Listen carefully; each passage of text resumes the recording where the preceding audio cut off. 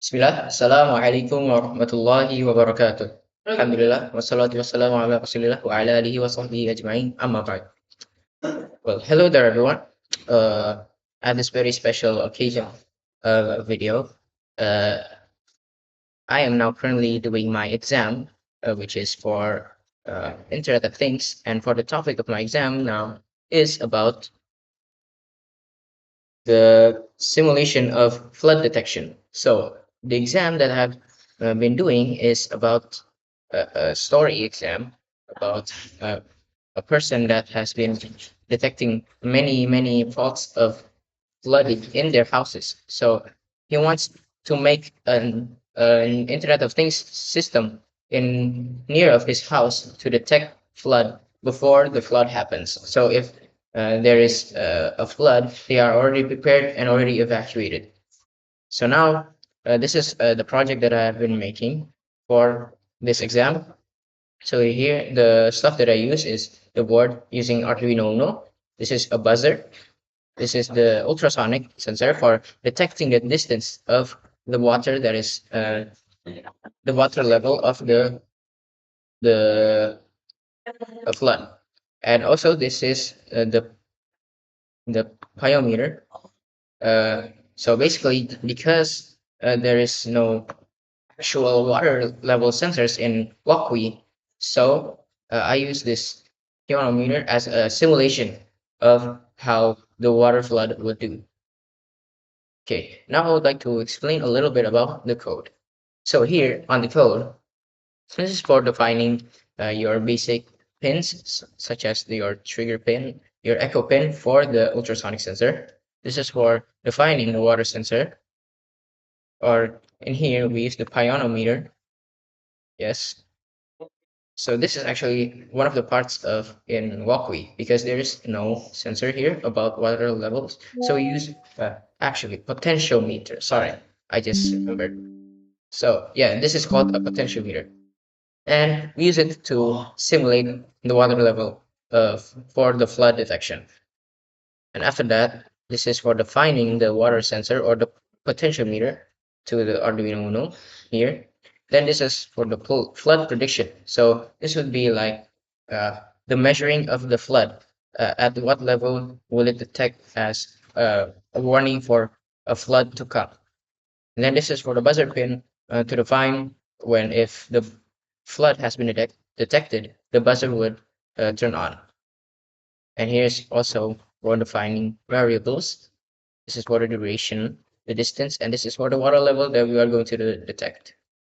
And the void setup is basically just setting up the pin mode of each pin that we have declared before or we have defined. For the trigger pin H, which is for the output to detect the distance, and also for the echo pin as the input to detect the distance. And for the buzzer pin is also the output if we have detected the flood levels. And then this is also the serial begin to start uh, the simulation. Then here for the void loop, we have declared inside this variable, which is water level, we're sure to do analog read. It would So inside the variable of water level, the data is analog read water sensor. Why analog read? Because the the the value that we get from the sensor is pretty big. So we use the analog pin so it can receive much more data. As you can see here, if we see, it's also actually connected to the A1 pin, which is the analog pin on the Arduino Uno. So here it would at the water level inside the variable would read data that has been received from the water sensor. And then here is the distance. So inside the variable of the distance is basically just measuring the distance, right? And then here for the serial pin, this is about the water level that we have achieved on that we have read from the sensor. So basically, there are two, which is raw level and converted level, because uh, the level that we have received on this potentiometer is still with decimals. So we should convert it to a percentage, which is using this to divide by 1023 times 100. After that, add percent on the back. Then here's also for debugging or printing the distance that we have acknowledged or we have printed or which is detecting. And here, if the water level is more than the flood prediction. So if we have already read the level of the water from the water sensor, right?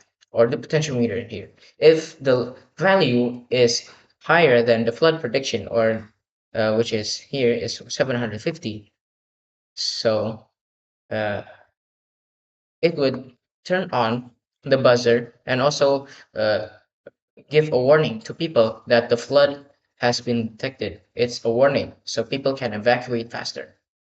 And also, if the distance is lower than the flood prediction, because the water levels are below the distance. Then, after that, you can also add delay 1000, and then which is 1 second, and then make the buzzer plane turn off again. Then this is for the long measure distance, or which is the measuring the distance on the ultrasonic sensor. So it's basically just the same as basic ultrasonic sensor code, which is writing this trigger pin low, which is for turning off, and then in 2 microseconds it will turn on again, and then turn off again, and turn on again. And the duration is a pulse in echo pin high. Then in return, the duration was the times 0.034 divided by 2. Now I would like to try and simulate how the simulation would be. So here, as you can see, as I've said before, the raw level, which is the raw data that we have received from the sensor, is this, which is 45. So if we convert it to percentage, which is the value that we need, it's going to be 4.40%. And that's lower than the flood prediction. So we should still be safe. But if we turn the potential sensor higher, for example, this, if it's example 978 and the converter level is 95.60%, that means it's basically higher than 75%, let's say. So it would automatically detect that a flood has been predicted and is warning people to evacuate as soon as possible so they will not get any circumstances from the flood. And as you can see here, the buzzer has also turned off and it has printed to told a warning, which is flood has been detected, evacuate now. And if we turn down again, it would be normal again. Yeah, so basically that's all that I could explain about this exam project for my Internet of Things last project in 8th grade. Uh, thank you for watching. I hope for the best. I also hope that I have good grades after this project. Thank you for watching. Assalamualaikum warahmatullahi wabarakatuh.